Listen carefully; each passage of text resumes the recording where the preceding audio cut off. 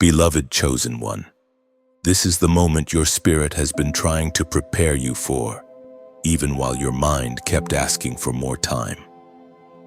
You have felt the pressure building, the quiet unrest, the strange sense that something around you no longer fits the person you are becoming.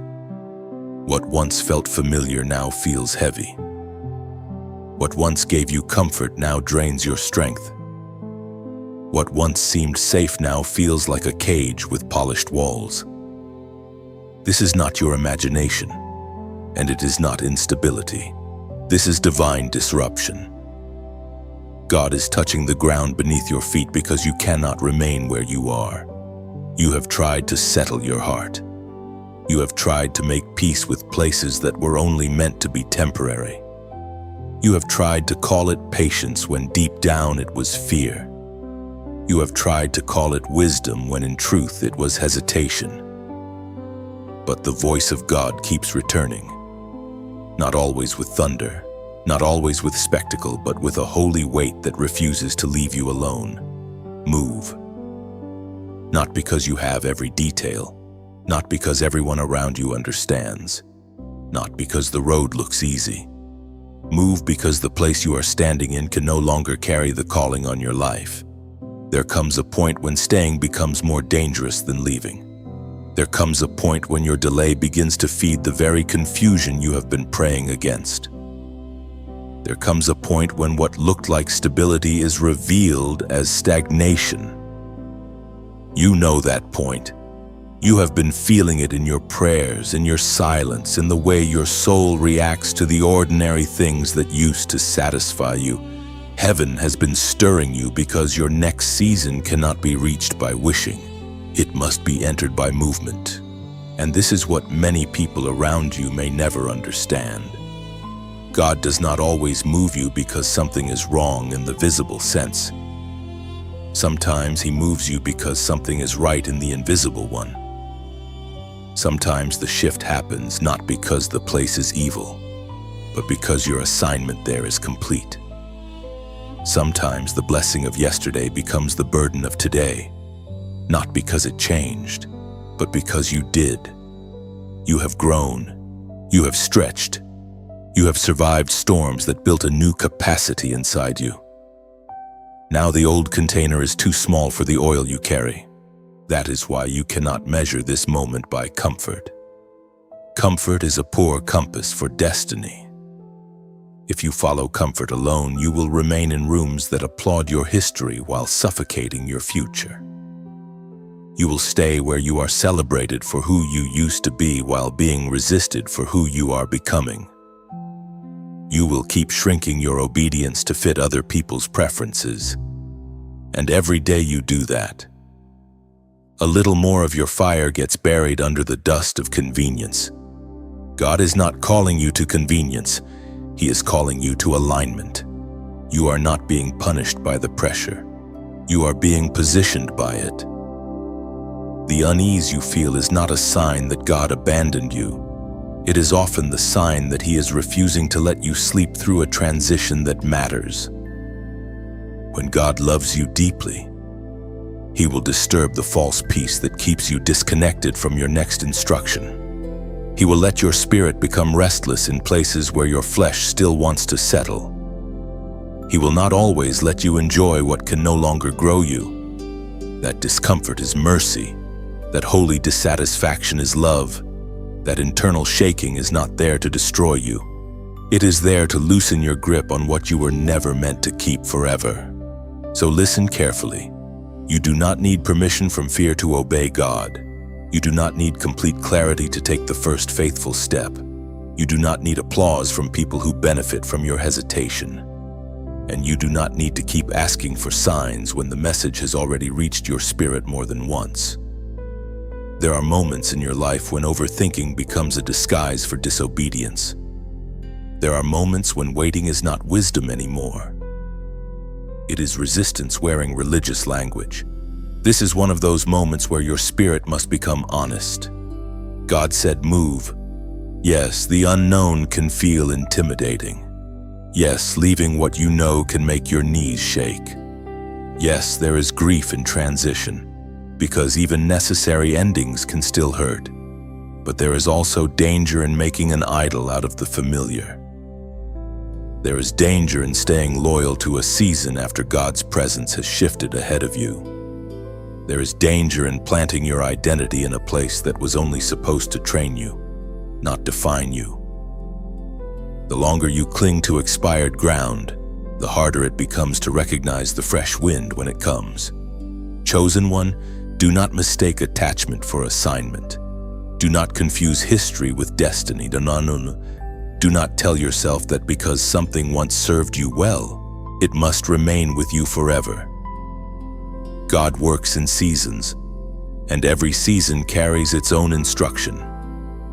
When the instruction changes, obedience must change with it. You are not faithless for moving when God says move. You are faithful because you trust His voice more than your own need to control outcomes. Let this settle into your spirit. The move is not just external, it begins inside you. Before your feet shift, your agreement must shift. Before your environment changes, your inner language must change. You must stop speaking as if you are trapped. You must stop narrating your future through the lens of your present limitations. You must stop treating the call of God like a distant possibility when it is pressing on your life right now. This is your crossing point. This is the place where excuses lose power and surrender becomes strength. If this message is reaching you at the exact moment your spirit needed confirmation, comment 222 as your sign that you will not ignore what God is stirring. You are not too late. You are not too weak. You are not too broken to move. In fact, the very battles that tried to wear you down have prepared your discernment for a moment like this. What felt like delay has sharpened your hearing. What felt like isolation has trained your dependence on God. What felt like loss has loosened your bond with lesser things. You are being called forward, not because the path is easy, but because the call is real. And when God says move, remaining still is no longer peace. It is disobedience dressed up as comfort. So breathe deeply, steady your spirit, and recognize the truth. The ground beneath you has already changed. What you feel is not random. What you hear is not your imagination. This is the holy push. This is the divine interruption. This is the hour to rise. You begin to understand that the holy push you feel is not cruel. It is not chaos. It is not God trying to strip you of peace for no reason. It is God refusing to let you build a permanent home in a place that was only meant to introduce you to the next command. This is why the stirring does not leave. This is why the same message keeps returning when the room is quiet and your defenses are down. You were never meant to stay where fear found a way to make itself look reasonable. You were never meant to remain where your calling is slowly being negotiated downward. You were never meant to live your whole life in a place that can only honor the smaller version of you. This is where Abraham begins to walk beside your story, not as a distant religious figure, but as living proof that chosen people are often called to move before they are given the full explanation. Abraham does not begin with a map spread before him. He begins with a voice. He begins with interruption. He begins with a command that reaches deeper than logic. He is living among what is familiar, what is known, what can be named and measured. And then God speaks into the structure of that normal life and changes everything. The call does not ask Abraham to improve his comfort. It asks him to leave it. The call does not ask him to decorate what is familiar. It asks him to step away from it. That is why his story matters here, because your spirit knows the pain of being summoned beyond what you can explain. Scripture says, "Go from your country, your people and your father's household to the land I will show you." Genesis chapter 12, verse 1. That one line carries the weight of every chosen person's crisis. Go from, not only towards an Aldernun, but from God does not simply speak of destination. He addresses separation. He touches country, people, household, identity, memory, belonging, inherited patterns, and every layer that convinces a person they cannot survive outside what they have always known. Abraham is told to move before he sees the land. He is told to trust before he sees proof. He is told to detach before he understands the reward. And somehow that ancient command still reaches across time and lands directly on your life. Because that is how God often works. He calls you out before he shows you all of what is ahead. You may be standing in that exact tension now. Part of you wants the land first and the obedience second. Part of you wants certainty first and surrender second. Part of you wants God to reveal every step so your flesh can calm down before your spirit agrees. But the pattern in Abraham's life tells you something important. Faith does not begin where everything is visible. Faith begins where God's voice becomes weightier than your need for guarantees. That is why staying where you are has become so uncomfortable. Your spirit is trying to obey while your fear is trying to negotiate. Your heart is being called forward while your habits are begging for more time. Abraham's movement is not casual. It costs him something. Every true move with God costs you the illusion that control will keep you safe. It costs you the false identity built around location, routine, and the approval of those who do not hear what you hear. It costs you the comfort of always knowing how tomorrow should look. Yet hidden inside that cost is a greater mercy. The move saves you from becoming rooted in a place where your soul would slowly fall asleep. The move rescues you from the quiet death that comes when a person keeps choosing familiarity over alignment. The move protects your future from being shaped by old limits. You can imagine Abraham in those first steps, dust rising under his feet, questions around him, the weight of leaving without a full explanation, the ache of separation, the uncertainty of tomorrow, and yet something in him knows that to remain would be to betray the voice that called him. That is the crossroads in front of you. There are moments when staying looks easier on the outside, but it damages you on the inside. There are seasons when remaining where you are seems respectable, practical, even wise to people around you, while heaven sees it as a refusal to follow. Abraham teaches you that obedience is not always publicly impressive in the beginning. Sometimes it just looks like leaving what everyone else would have kept. And this is why you must be careful with the language of fear. Fear always tries to sound responsible. Fear says stay until you know more. Stay until the risk is smaller. Stay until the timing feels perfect. Stay until the path becomes obvious. Stay until no sacrifice is required. But God does not build chosen lives on the foundation of absolute certainty. He builds them on trust. Abraham becomes Abraham not by collecting endless reassurance, but by moving when the call is still larger than his understanding, when he becomes who he is through obedience in motion. You are learning the same thing now. The place that once held you cannot hold you in the same way anymore because your assignment is stretching beyond it. What fed you in one season now leaves you hungry. What sheltered you in one season now feels tight around your spirit. This is not because you are ungrateful. It is because growth changes your relationship with familiar things. A child outgrows clothes that once fit perfectly. In the same way, your spirit outgrows places that were useful for a time but are no longer designed for your next level of obedience. Abraham's story also reveals that movement with God is not only about geography, it is about identity. Every step away from the old life is also a step toward the person God always intended him to become. He is not merely changing location. He is being transformed through trust. The same is happening to you. God is not just trying to move your feet.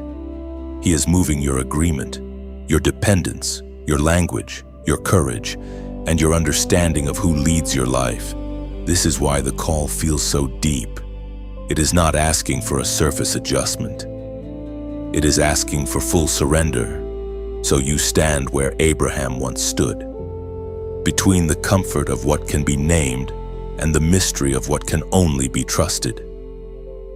And the message remains clear. You were never meant to stay in the place where your future has to keep shrinking, so your fear can remain comfortable. You were called to move with God step by step, even before everything makes sense. That is how chosen lives begin to open. That is how destiny starts breathing. That is how obedience becomes the road beneath your feet. The deeper you move into this truth, the more you realize that delayed obedience is never as harmless as it first appears. It does not always look dramatic in the beginning. It often looks small, reasonable, even understandable. It can look like waiting a little longer, praying a little more, gathering a little more information, holding on until the timing feels easier on the flesh. But underneath that surface, something dangerous starts to happen. What begins as hesitation can slowly harden into resistance. What begins as caution can quietly become disobedience. And what begins as a simple delay can drain strength from the very spirit that once felt ready to move. This is why Abraham's story continues to speak so clearly into your situation. Once the call of God reaches a person, there is no real peace in pretending not to hear it. There may be temporary distraction. There may be moments of self-persuasion.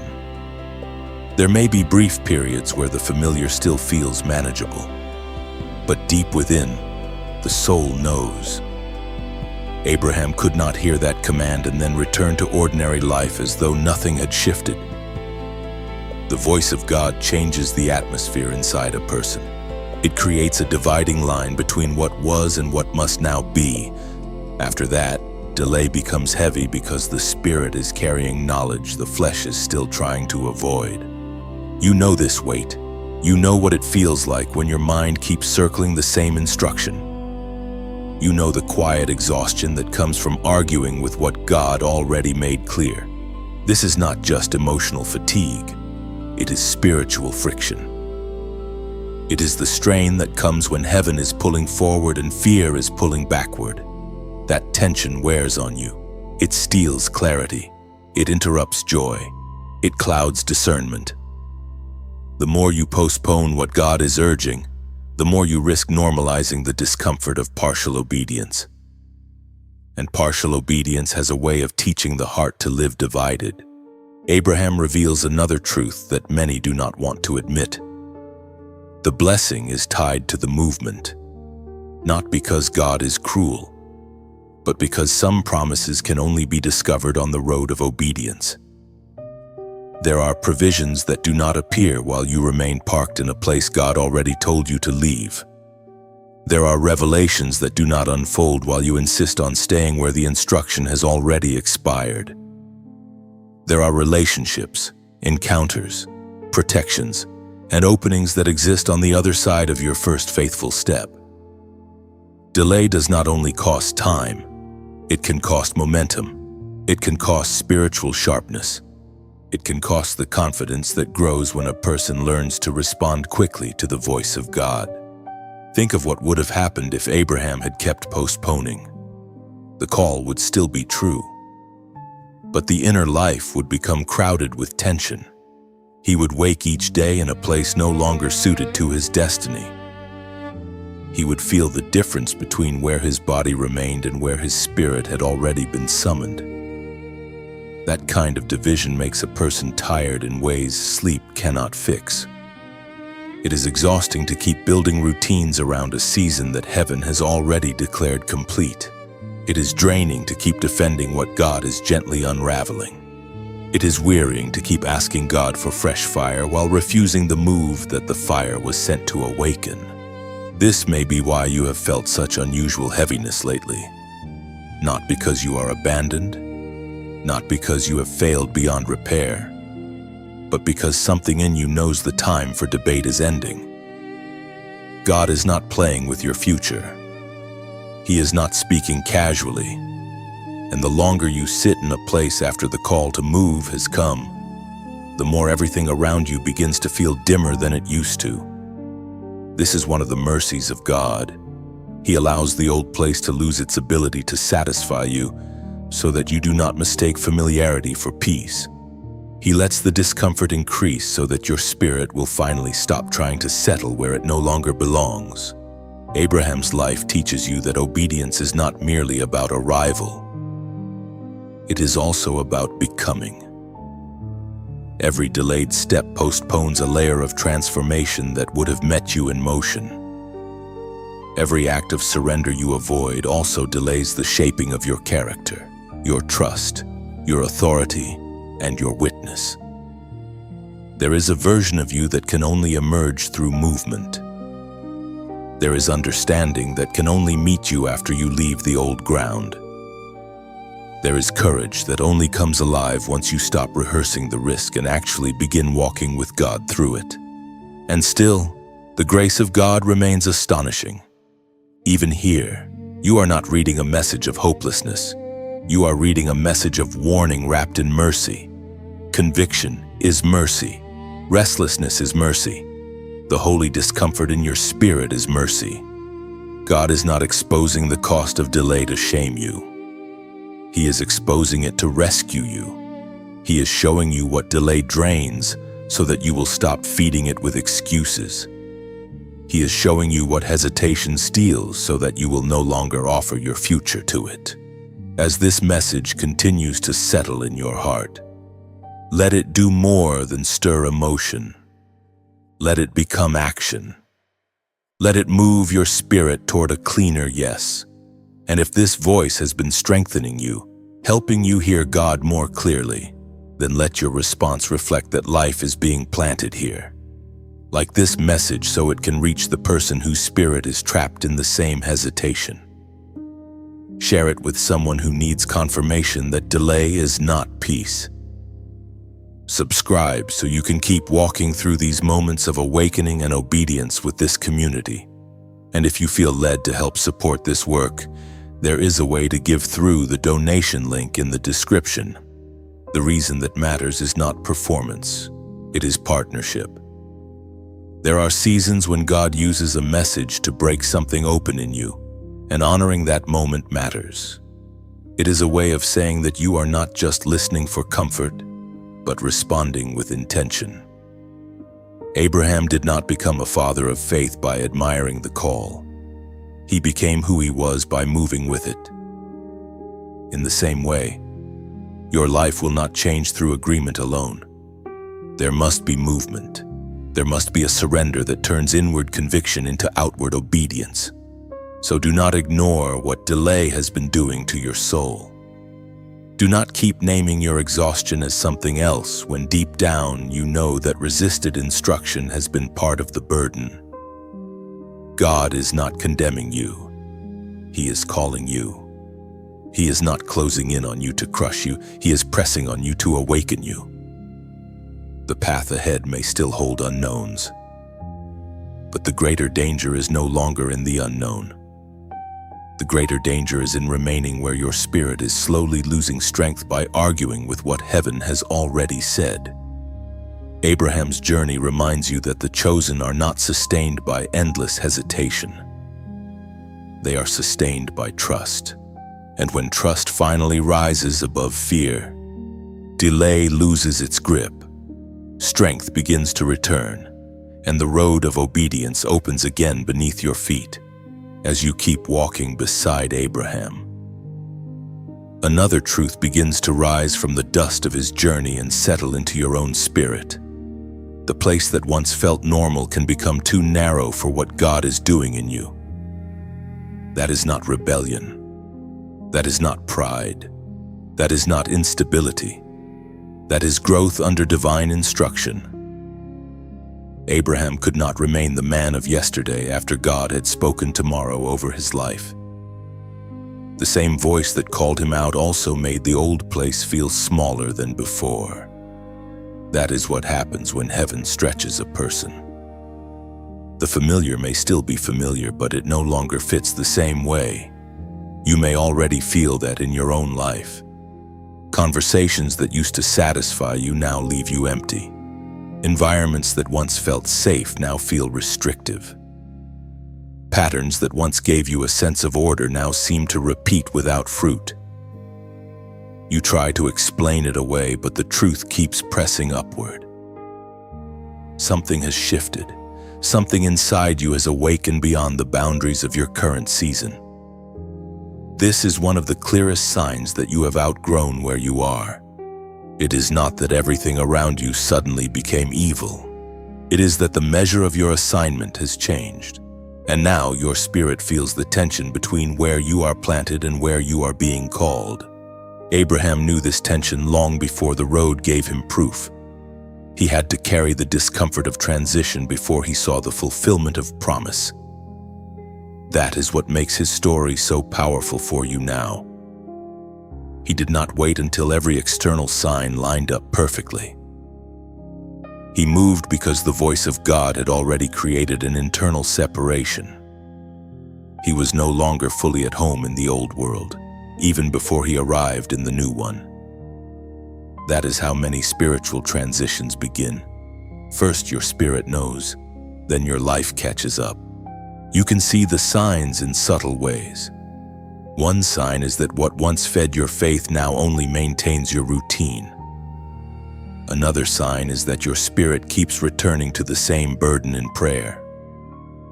Another sign is that delay no longer feels peaceful, even when it looks practical. Another sign is that your inner life reacts strongly when you imagine staying exactly where you are for years to come. Something in you recoils, not because you are ungrateful, but because your calling knows it cannot breathe there forever. God allows this tension for a reason. He is teaching you to recognize when a season has completed its assignment. Abraham also teaches you that outgrowing a season does not mean despising it. You can honor what trained you without worshiping it. You can thank God for the shelter of one season while still obeying the call into the next. Maturity means learning how to release without bitterness. It means understanding that a place can be sacred for one chapter and still not be meant for the whole book. Many people stay trapped because they confuse gratitude with permanence. They think that if God blessed them in one place, they must remain there forever. But the God who blesses in one chapter is also the God who leads into another. This is why your discomfort matters. Your discomfort is not always a signal to escape pressure. Sometimes it is a signal to discern completion. Abraham was not running from difficulty. He was responding to direction. There is a difference. Some leave too soon because they hate challenge. Others stay too long because they fear movement. Wisdom is not found in movement alone or in stillness alone. Wisdom is found in following the voice of God. When that voice says move, the holiest thing you can do is stop pretending that your present place still fits the same way. There are also emotional signs that you have outgrown a season. One is the grief of realizing that what held you before cannot carry you now. Another is the loneliness that comes when others around you are comfortable with a version of life your spirit can no longer accept. Another is the exhaustion of repeatedly trying to make old structures support new weight. Abraham must have felt some of this as he stepped away from what could be named and measured. Yet that grief did not mean the call was wrong. It meant the transition was real. Sometimes sorrow and obedience walk together for a while. That does not make the road less holy, and there are spiritual signs as well. You begin to notice that your prayers are changing. You ask less for relief from discomfort and more for courage to obey. You become less interested in preserving appearances and more interested in alignment. You find that superficial peace no longer satisfies you if it comes at the cost of truth. You cannot simply quiet your soul with distraction because the issue is no longer a passing mood. It is a divine summons pressing against the edges of your life. Abraham carried that summons, and now you do too. This does not mean you rush carelessly. It means you become honest. It means you stop calling expiration by softer names. It means you admit when your season is no longer producing what it once produced. It means you let God teach you how to release what is finished without fear that obedience will leave you empty. He did not call Abraham out to abandon him on the road. He called him out because there was more ahead than behind. The same is true for you. The signs of outgrowing this season are not signs that your life is ending. They are signs that your next chapter is trying to begin. Before this section closes, there is one practical note for those who have felt mentally stuck, foggy, scattered, or worn down by the strain of carrying too much inner tension. Some people find support through a simple audio product called the Genius Wave or Genius Song, which is presented as a 7-minute daily brainwave entrainment listening track designed to help with focus, mental clarity, creativity, calmer thinking, and stress reduction. It is described as using carefully designed sound frequencies such as binaural beats and isochronic tones to encourage brain states often associated with concentration, learning, and flow without requiring special skills or a long routine. If that sounds useful to you, you can look for the official information in the description or the pinned comment. And if you decide to try it, be careful with imitation versions and only use the official source. As soon as movement becomes real, resistance begins to reveal itself. This is one of the clearest patterns in the lives of those God calls forward. The moment you stop treating the instruction as an idea and start carrying it as an act of obedience, pressure rises. Doubt grows louder. Delay suddenly seems attractive again. Old attachments begin speaking with new urgency. People who were silent start offering opinions. Hidden fears come to the surface. None of this means you misunderstood God. In many cases, it means your movement matters more than you realized. Abraham's journey shows this with quiet force. The call of God did not remove every form of opposition from his path. It exposed it. Once he began to move, he had to live in the tension of promise and pressure at the same time. He stepped under divine instruction, yet he still faced uncertainty, unfamiliar territory, natural hardship, and moments that tested the depth of his trust. That is important for you to understand. Obedience does not always make the road immediately easier. Sometimes obedience makes the conflict visible, because what was hidden can no longer remain hidden when your life begins to align with God. This is why spiritual warfare often intensifies around transition. The enemy does not waste the same energy on a person who is content to remain asleep in a completed season. But when you begin to move, when you start loosening your grip on the old place, when you stop negotiating with fear and start agreeing with God's direction, resistance takes notice. Not because darkness is greater than God's power, but because your obedience threatens what stagnation was preserving. Your movement breaks patterns. Your movement changes outcomes. Your movement interrupts cycles that would have kept you small. Abraham knew what it meant to walk while not yet seeing everything clearly. He knew what it meant to carry a promise through terrain that did not always match the scale of the promise itself.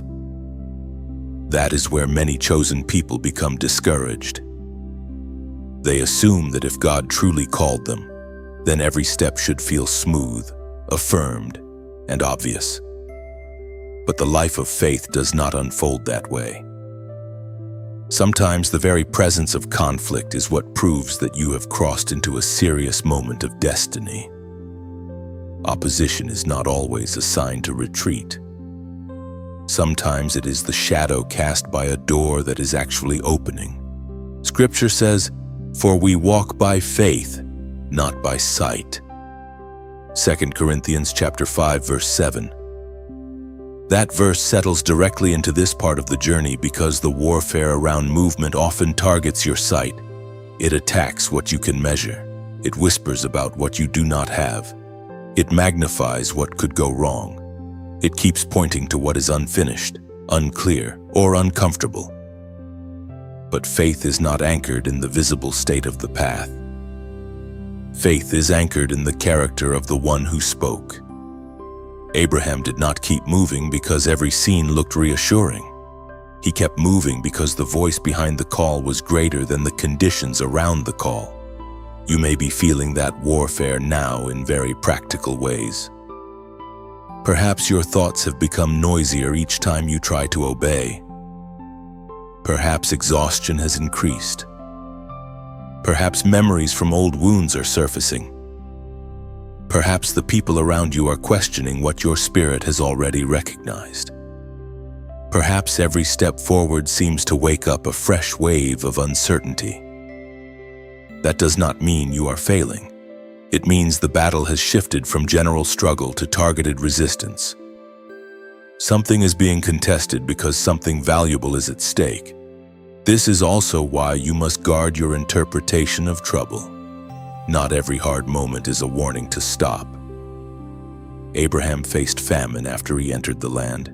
He faced tests after he obeyed. He faced waiting after he moved. The presence of challenge did not cancel the authenticity of the call. It required deeper dependence inside the call. You are learning the same lesson. The warfare around your movement is not proof that God abandoned the process. It is often the very place where God teaches you to lean on Him in a way you never would have learned while remaining comfortable. There is a strategy in this warfare that you must recognize. It tries to make the old place look safer than it really was. It edits history. It softens what had already become too small. It romanticizes the season God was closing. It tells you that returning would restore peace, when in truth it would restore limitation.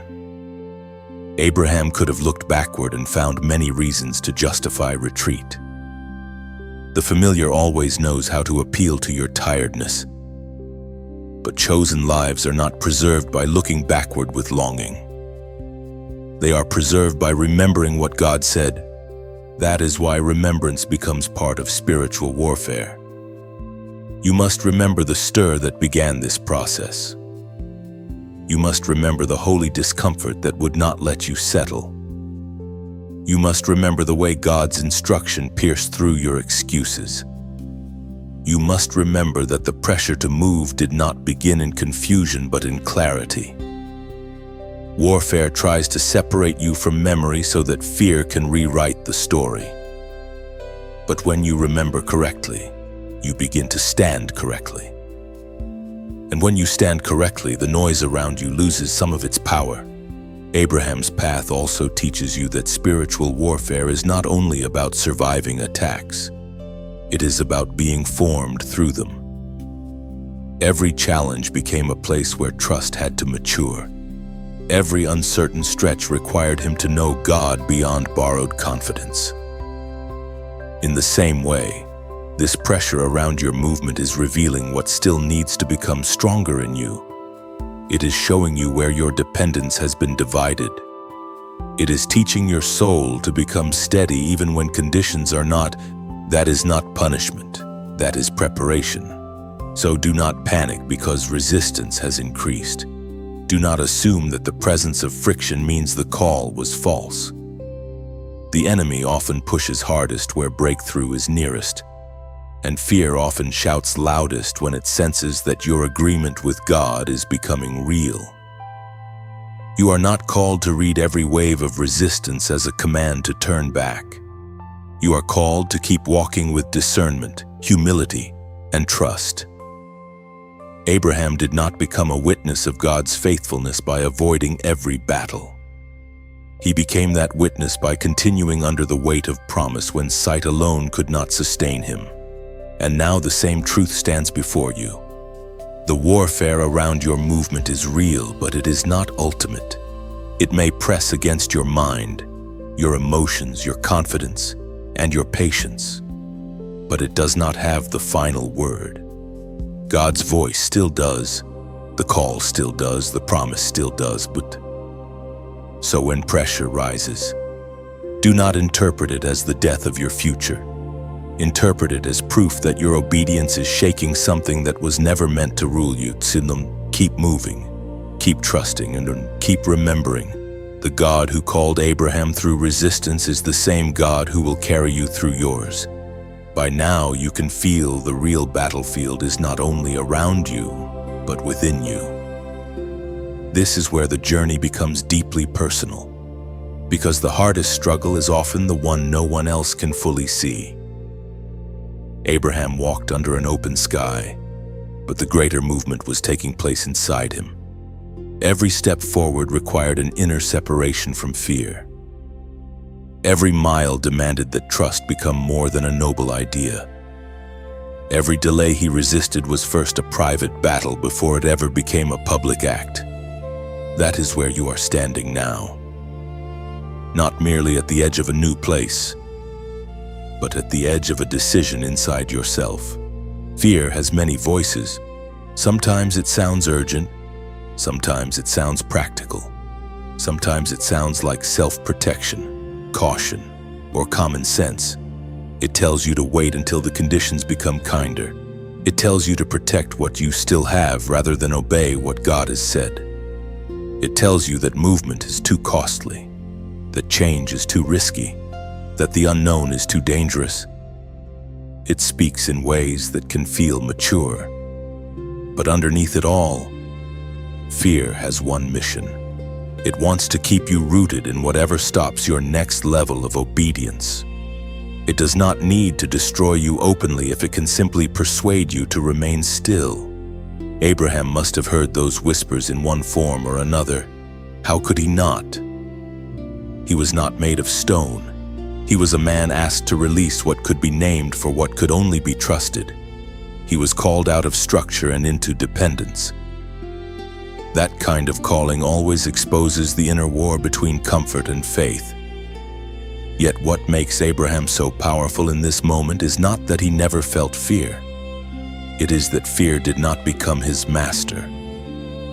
Faith became stronger than the need to control the outcome. That is the turning point for you as well. The issue is not whether fear exists. The issue is whether fear gets authority. Faith is not the absence of trembling. Faith is the decision to keep obeying while your knees still remember how to shake. Faith is what rises when your spirit says yes, even though your mind has not solved every question.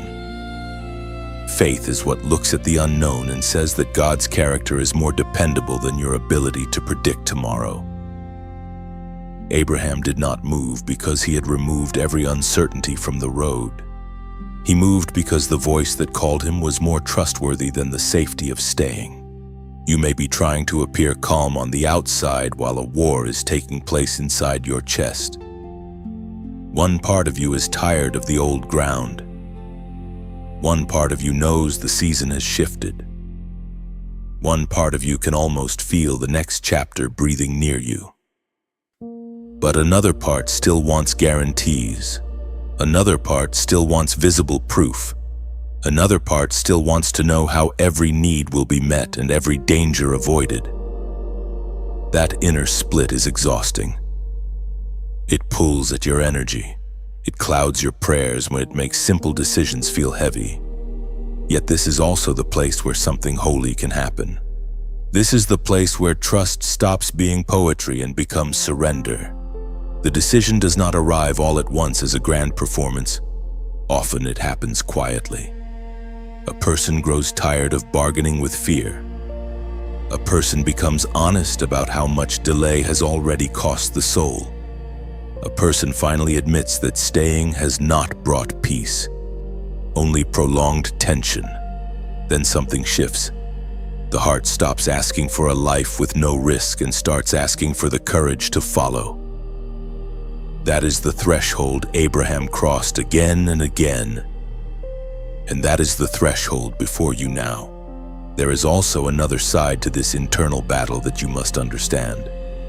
Fear always focuses on what you might lose, but faith begins to reveal what you might miss by refusing to move. Fear says you could lose comfort, approval, predictability, or control. Faith says you could miss growth, alignment, provision, maturity, and the deeper knowledge of God that only obedience can teach. Fear talks like a guard, but it often serves a prison. Faith talks like surrender, but it opens a door. Abraham's life proves that what seemed uncertain at the beginning became the very path through which promise, identity, and legacy unfolded. So when you feel this battle intensify, do not assume you are weak. You are standing at a serious moment of transformation. Your spirit is being asked to choose its ruler. Will you be governed by the need to feel safe at all times? Or will you be governed by the one who leads even when the path is not fully visible? This is not a small question. It shapes the rest of the journey. A life led by fear may look preserved for a while, but inwardly it becomes smaller and smaller. A life led by faith may pass through uncertainty, but inwardly it grows stronger, cleaner, and more alive. That is why this message matters beyond a single moment. It is about the pattern you build. Every time you obey, faith gains strength. Every time you keep delaying what God has made clear, fear gains vocabulary. Abraham's story reminds you that chosen people are formed by repeated trust, step by step, choice by choice, surrender by surrender. They become people who know how to keep walking when the horizon is still forming. That kind of faith does not appear overnight. It is built in the hidden chambers of the heart where the final decision is made. And as this truth keeps working in you, let it become more than a passing impression. Let it anchor you. If this message is helping you steady your spirit in a season of decision, then let your quiet support reflect that it is reaching the place it needed to reach. You can like this message so it continues traveling to those who are fighting the same unseen battle. You can share it with someone whose faith is being pressed by fear right now. You can subscribe so you stay connected to this ongoing stream of encouragement and spiritual clarity. And for those who feel led to help sustain this work, there is a way to give through the donation link in the description. But even beyond that, come back to the center of the message. The final decision cannot be outsourced. It happens in you. Abraham could not send someone else to trust on his behalf. He had to yield his own heart. And now your spirit is being invited into the same kind of holy decision. Not a reckless decision, not a dramatic one for the sake of appearance. A true one, a clean one, a surrendered one. The fear may still knock, but it does not have to reign. Faith can rise, trust can answer. And when it does, movement is no longer just a possibility. It becomes the natural next step of a soul that has finally chosen to follow God more than comfort. There comes a moment in every real journey with God when a closed door feels almost harder to accept than an open battle. Resistance at least gives you something to push against. Delay gives you something to wrestle through. But a closed door can feel final, silent, and deeply personal. It can make you wonder whether you misunderstood the call, whether you moved too soon, whether the road ahead has collapsed before it truly began. Yet this is where Abraham's path speaks again with steady clarity. The God who calls you to move is also the God who decides what must remain inaccessible. What he closes is not always punishment. Many times it is protection in a form your emotions do not immediately recognize. Abraham's story is not a smooth road of constant visible affirmation. He moves because God speaks. But along that journey, he still faces spaces of uncertainty, restraint, and redirection. He learns that being chosen does not mean every path remains open. It means God Himself governs the path. That is a very different life. A person led by ambition wants access to every option. A person led by God learns to trust divine restriction. Abraham is not being abandoned when every answer does not come at once. He is being shepherded. He is being kept from building in places that are not meant to become permanent. He is being taught that God's no can be just as holy as God's yes. This is a hard lesson because your flesh often interprets closure as rejection. You pray, you hope, you step out, and then something shuts. A plan fails. A relationship changes. An opportunity disappears. A place that once seemed available becomes impossible to remain in. At first, your heart may grieve the loss of access, but heaven often sees something else. Heaven sees the trap you could not see. Heaven sees the detour that would have consumed your strength. Heaven sees the counterfeit peace that would have delayed your true assignment. God does not always explain these things immediately because explanation is not the foundation of trust. His character is, Scripture says, I have set before you an open door, which no one is able to shut. Revelation chapter 3, verse 8. That promise is powerful not only because of the open door, but because it also reveals the truth about all other doors. If God has truly set one before you, then the doors He does not sustain are not your final portion. They may have looked promising. They may have matched your preferences. They may even have seemed logical. But if His hand is not on them for your future, then their closure is mercy. A shut door under God's authority is often a rescue your present emotions are too wounded to celebrate. Abraham lives inside that kind of mystery. He cannot demand that every landscape welcome him in the same way. He cannot force divine promise through human timing. He cannot make every road equally blessed. Instead, he learns to live with the humility of being led. That humility matters for you now. Sometimes the deepest maturity is not found in pushing harder, but in recognizing where God Himself has drawn a boundary. A closed door can save you from wasting years trying to prove your strength in a place where grace was never assigned to remain. You may already know what this feels like. There are doors in your life that did not open no matter how sincerely you knocked. There are places you tried to preserve that kept slipping from your hands. There are desires you carried before God that did not unfold the way you expected. And perhaps part of you still aches when you think about them. That ache is real. God is not mocking your sorrow. But sorrow is not always a sign that something should have stayed open. Many times it is simply the pain of releasing what your heart had not yet learned to surrender. Abraham's journey teaches you to stop treating closure as automatic failure. Some doors close because your assignment there is complete. Some close because your identity was becoming entangled in something too small. Some close because the next chapter cannot begin while your hand is still gripping the old handle. And some close because what looked harmless would have kept you from a deeper obedience. When God narrows your options, He is not always reducing your life. He is often concentrating your path. He is removing distractions so your steps can become clearer, even if the process feels severe. This is why you must be careful not to idolize access. Not every available option is a blessed one. Not every open path belongs to your future. Not every appealing road deserves your yes.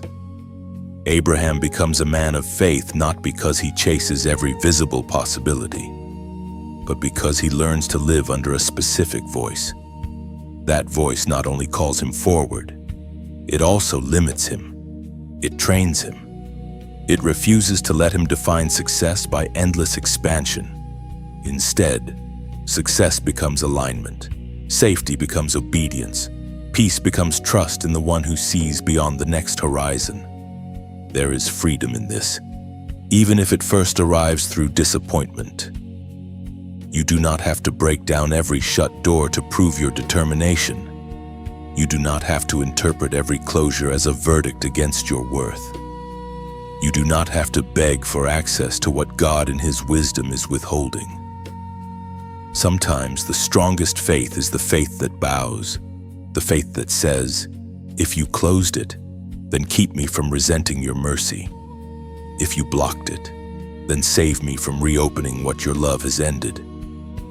If you denied it, then heal my sight until I understand that your refusal was part of my preservation." Abraham keeps walking not because every door stays open behind and before him, but because he begins to trust the hand that orders the journey. That is where your soul is being led as well. Not into a life where nothing hurts, but into a life where even the painful closures lose the power to define you. God remains faithful when He opens. God remains faithful when He withholds. God remains faithful when He redirects. The shut door does not mean He forgot you. It may mean He remembered your future more carefully than you did. So let this truth settle deeply. What has closed is not necessarily what was stolen. It may be what you were saved from. What ended is not automatically what should have continued. It may be what mercy refused to let become your prison. Abraham's road was guided not only by invitation but by holy limitation, and yours will be too. Therefore, do not fear every closure. Some of them are the hidden kindness of God. Some of them are the strong hands of a father turning you away from lesser things. Some of them are clearing the way for the door that no one will be able to shut. Once Abraham learns that closed doors can still be mercy, he begins to understand another mystery that changes everything. Power is often waiting on the other side of obedience. Not imagined power, not borrowed language, not empty confidence. Real power, the kind that steadies your mind when conditions are still uncertain, the kind that sharpens your discernment when the road is not fully explained, the kind that opens provision, strength, and clarity in places that looked barren from a distance.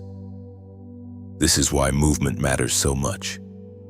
There are things God does in motion that He does not do in stagnation. There are graces released in obedience that cannot be experienced while a person remains trapped in hesitation. Abraham becomes a witness of this truth step by step. He does not begin with full possession of everything promised to him. He begins with trust. But along the road, through altars, through wilderness, through waiting, through separation, through surrender, he meets God in ways that would have remained hidden if he had stayed where he started. The movement itself becomes part of the revelation. As he obeys, his understanding deepens. As he continues, his identity strengthens. As he keeps walking, provision meets him, not all at once, not always in the way the flesh would prefer, but steadily enough to prove that obedience is not empty. Power is moving with him because God is moving with him. This matters for you because sometimes you keep looking for strength before obedience, while God has arranged strength to meet you inside obedience. You want peace before the step, confidence before the step, certainty before the step, visible support before the step. But often the pattern of heaven works differently. You step, and then your inner world begins to change. You move, and then clarity grows. You obey, and then your spirit becomes steadier than it was in all the days you spent debating. This is not because God enjoys suspense. It is because trust must become living trust. Abraham could not experience the power of God in the same way by merely admiring the call from a distance. He had to walk with it. Scripture says, "The Lord will provide." Genesis chapter 22, verse 14. Those words rise from one of the deepest places in Abraham's life, but the principle is present all through his journey. Provision is revealed along the path of surrender. It is not always visible at the beginning. It is often discovered at the place where obedience becomes costly and real. Abraham learns that God does not simply command movement and then disappear. He commands, and he accompanies. He tests, and he sustains. He leads, and he provides. That is the power activated when a chosen person stops standing at the edge of the instruction and finally moves. You may have already seen glimpses of this in your own life. There were seasons when you thought you could not survive the transition. Yet once you obeyed, a grace appeared that was absent while you were resisting. There were conversations you feared, but once you had them, peace followed. There were endings you thought would destroy you, but after they happened, your soul began to breathe again. There were places you thought you needed, but after leaving them, you found that your strength had been buried under the weight of remaining. This is the hidden pattern. Sometimes power is not delayed because God forgot you. Sometimes it is waiting for your yes. Abraham's life also shows that this power is not only external, it is internal and spiritual. It changes who you are while it changes what surrounds you. He does not only receive promises, he becomes the kind of man who can carry promise. He becomes more yielded, more steady, more aware that God's voice is enough to follow. In the same way, the power released when you move is shaping your inner architecture. It is teaching you endurance. It is cleansing your dependence. It is stripping away the illusion that you need complete control in order to remain safe. It is turning your faith from theory into substance. This is why disobedience is so costly. It is not only that you delay outcomes, you also delay formation. You postpone the strengthening that would have met you in motion. You postpone the inner healing that often begins when you stop clinging to expired places. You postpone the authority that grows in people who learn that God really does meet them where He sends them. Abraham's authority is not built on self-invention. It is built on repeated encounters with God's faithfulness in the midst of movement. That is how true spiritual authority forms. It forms where obedience and dependence meet. And there is another layer to this power. When you move with God, hidden things begin to break. Old agreements weaken, cycles lose their hold, fear stops sounding as wise as it once did. The places in you that used to panic start learning how to remain still under the presence of God. The same person who once hesitated begins to stand with surprising calm. That is not personality improvement alone. That is the fruit of divine power operating through surrender. Abraham is changed by the road because the road becomes the place where God proves Himself again and again. So if your spirit has been waiting for a sign that obedience is worth it, let Abraham answer you. The power is real. It may not always arrive as spectacle. Sometimes it arrives as peace where panic used to rule. Sometimes it arrives as provision exactly when needed. Sometimes it arrives as endurance you did not know you possessed. Sometimes it arrives as a door opening after many others were shut. Sometimes it arrives as the simple but life-changing realization that your life finally feels aligned again. That too is power. Do not underestimate the holiness of the next step. It may look small to others. It may seem ordinary from the outside. But heaven often hides great turning points in simple acts of obedience. Abraham walking forward did not look like history being shaped in the moment, yet history was being shaped. In the same way, your yes carries more than you can currently measure. Your movement is not only about location, it is about release, it is about agreement. It is about becoming available to what God has prepared beyond the boundaries of your old season. If this truth has reached your spirit, comment, "I will move." Then let the words you write become more than emotion. Let them become witness. Power is not only for admired stories from the past, it is for the obedient step in front of you now. Abraham's journey proves that when God calls, he also sustains. When he sends, he also provides. When he says move, he has already considered what your obedience will require. So do not keep waiting for strength to appear while refusing the place where strength is released. Rise in faith. Step with trust. And discover that the power you were begging for has been waiting on the road of obedience all along. By the time Abraham has walked this far, something greater than movement has taken place. He is no longer only a man who left. He is a man who has been shaped by leaving with God. This is the deeper mystery of obedience. At first, you think God is only moving you toward a place. Later, you discover he is moving you toward a self that could only be formed through surrender. The road changes more than your surroundings. It changes your identity. It changes the way you hear, the way you trust, the way you stand, the way you carry pressure, and the way you understand what your life is for.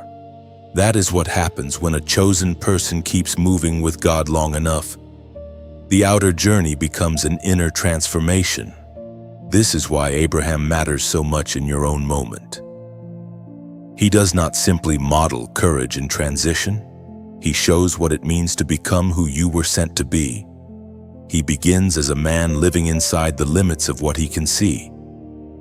But step by step, he is formed into someone who can carry covenant, promise, spiritual weight, and generational impact.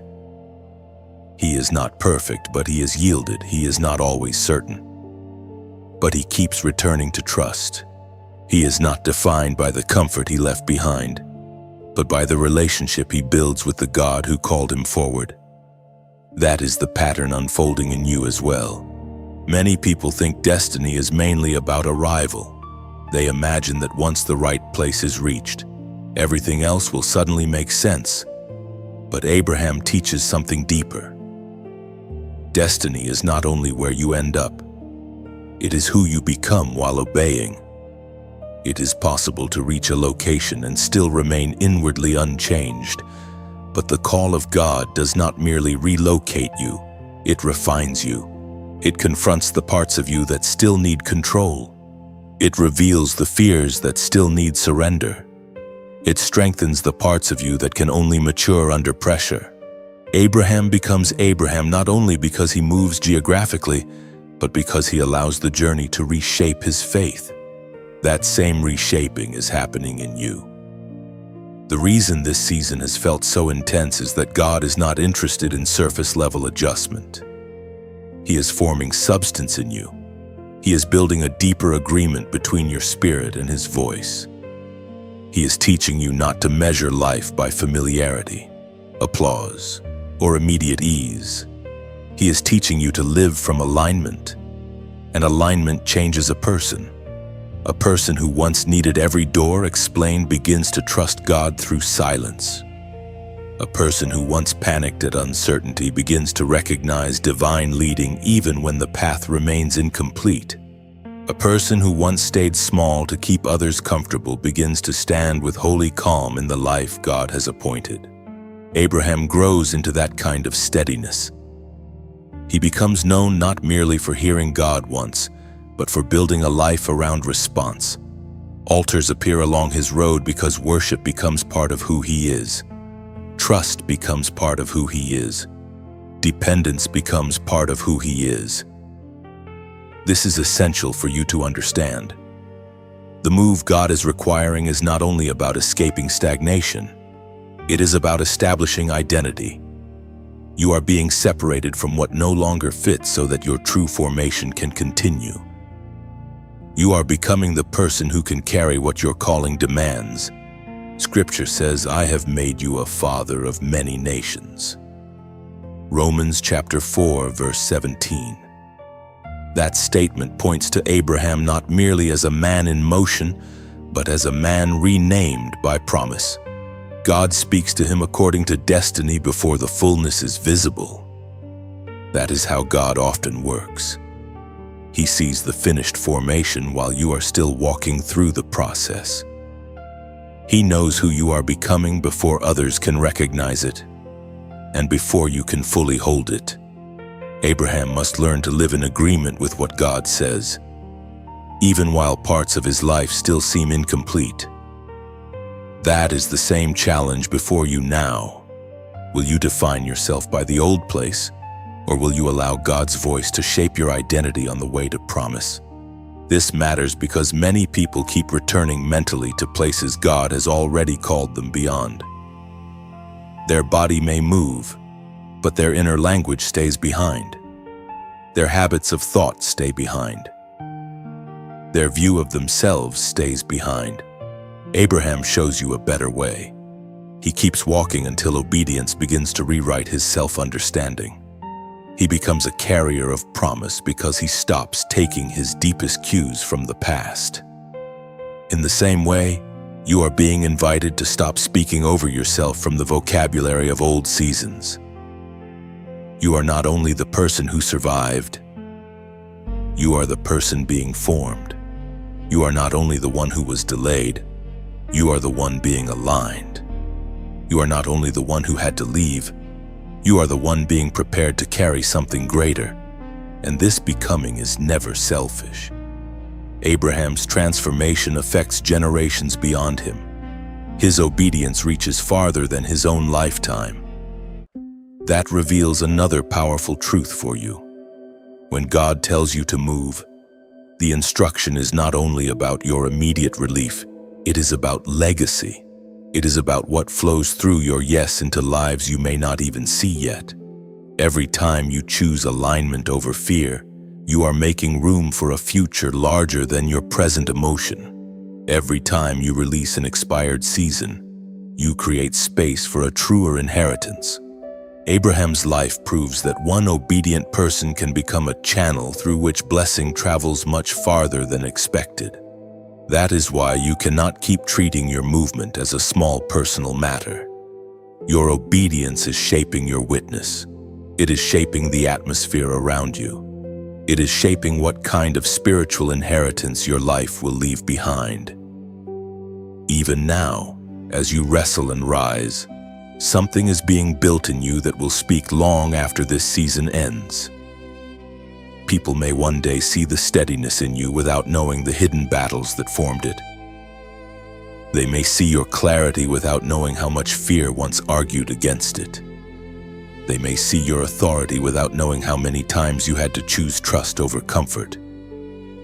But heaven sees it, and heaven counts every step. So as Abraham's story keeps flowing through your own, the message becomes unmistakable. You are not moving only to change circumstances. You are moving to become.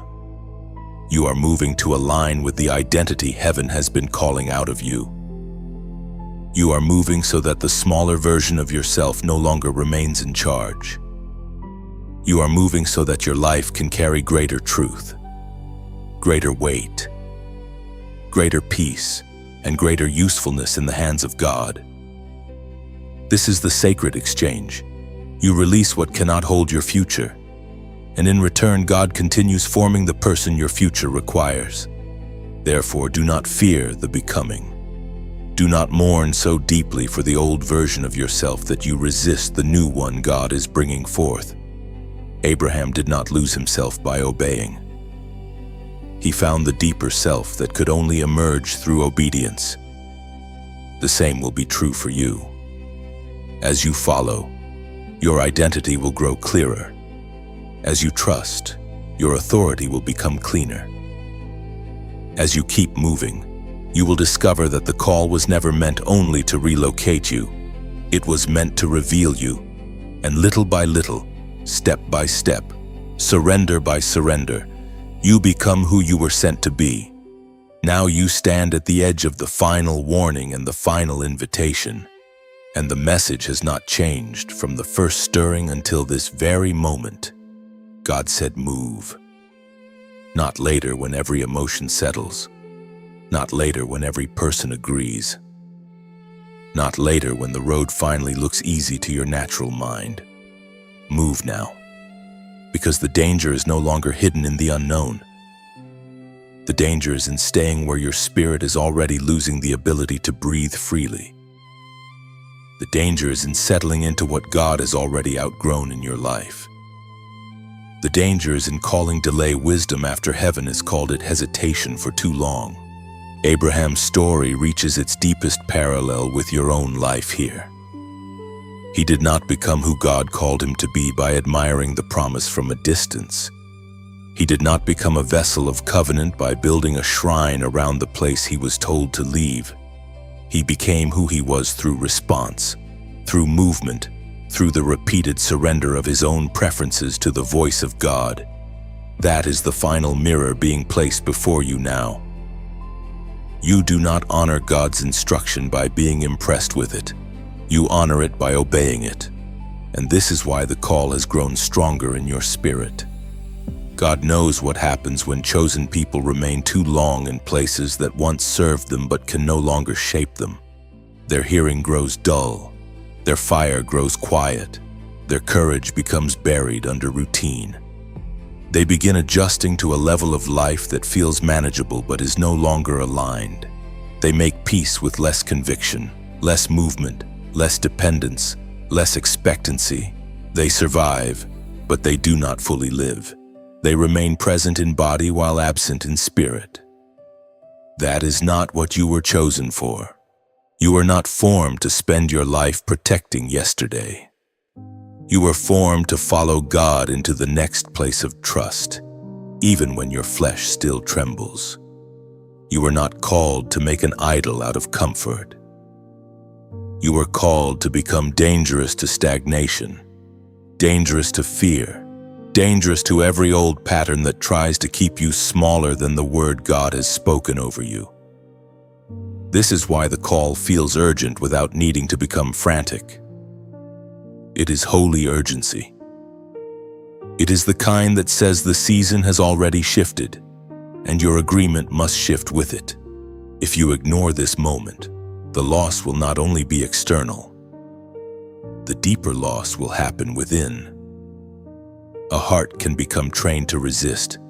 A conscience can become skilled at softening conviction. A person can learn to live around God's instruction instead of inside it. That is how spiritual dullness begins, not always through open rebellion, but through prolonged postponement. Through 1,000 quiet justifications. Through the slow habit of pushing obedience to the edges of life instead of placing it at the center. This is why the warning is mercy. God is calling you before numbness becomes normal. He is pressing on your spirit before compromise becomes your language. Yet even now, there is no condemnation in this call. There is gravity, but there is also grace. There is seriousness, but there is also tenderness. God is not speaking this way because He wants to crush you. He is speaking this way because He refuses to let you waste your calling in a place that cannot carry it. He is speaking this way because He loves your future enough to disturb your false peace. He is speaking this way because what is ahead of you is worth more than the comfort you are struggling to preserve. So let your spirit become still for a moment, and let this prayer rise naturally from within you. Father, in the name of Jesus, I lay down every fear that has made me slow to obey. I bring you my questions, my attachments, my grief, and my need for certainty. I confess that I have sometimes tried to remain where you were, no longer telling me to stay. I have called delay by gentler names, and I have asked for comfort when you were asking for trust. But now I ask you for a clean heart, a willing spirit, and the courage to move when you say move. Break every chain of hesitation. Silence every voice that fights your direction in me. Heal every wound that makes me cling to what is familiar. Teach me to trust you more than I trust my own understanding. Order my steps, guard my mind, strengthen my faith, and let my life become fully aligned with what you have spoken. Keep me from counterfeit doors, from old traps, and from the illusion that staying still will save me. Lead me into obedience, peace, clarity, and holy boldness. In Jesus' name, amen. Let that prayer stay with you, because this is not only a message to be heard, it is a threshold to be crossed. Your life is asking for a response. Your spirit is asking for agreement. Heaven is not searching for perfect people. Heaven is looking for yielded ones. Abraham's greatness was never that he understood everything.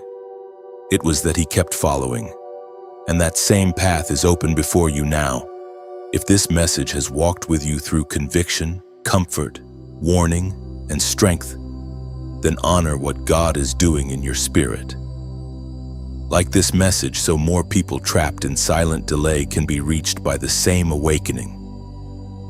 Share it with someone who is standing at a crossroads and needs confirmation that staying is no longer the answer. Subscribe so you can remain connected to this flow of truth, prayer, and spiritual encouragement for the days ahead. And if you want to help support this work so more messages like this can continue reaching people, you can do that through the donation link in the description. But above all, remember the center of everything you have just heard. The answer is not in more delay. The answer is not in more circles of fear. The answer is not in trying to make the old place feel holy after God has already called you onward. The answer is obedience. Simple, costly, sacred obedience. That is where your peace will deepen. That is where your strength will return. That is where your next season will open. So rise with humility. Rise with faith. Rise with the memory of Abraham's road still alive in your spirit. And do not remain where God has already said you cannot stay. Beloved chosen one, carry this message gently but seriously in your spirit. You are not here by accident, and this moment is not random. The stirring, the discomfort, the repeated inner nudge, the call to release what no longer fits, all of it has been serving one purpose: to bring you into alignment with God's direction for your life. You do not need to fear the road ahead more than you fear disobeying the voice that loves you. The same God who called Abraham still leads, still guards, still provides, and still finishes what he begins. So take the next faithful step with peace in your heart. Let obedience become your answer. Let trust become your language. Let movement become your witness. And as you go forward, may your life testify that when God said move, you listened, you rose, and you followed.